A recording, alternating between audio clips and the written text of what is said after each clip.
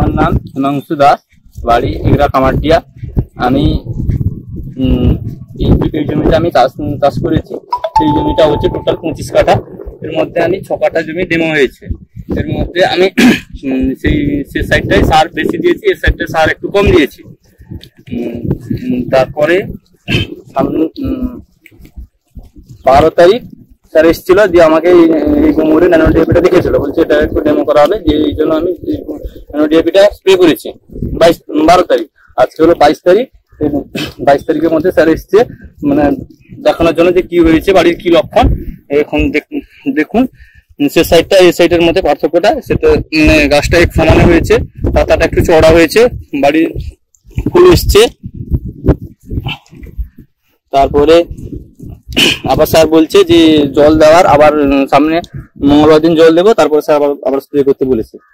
গোড়াতে সার কেমন গেছে? গোড়াতে সার এখন মানে সে সাইডটাতে সার একটু বেশি দেওয়া আছে, এটাতে একটু কম দেওয়া আছে। কম মানে ধরো হাফ দেওয়া আছে, সে সাইডটাতে মানে তার হাফ এই সাইডে দেওয়া আছে। তুমি এই রেজাল্ট গুলো দেখতে পেলে, তাই তো?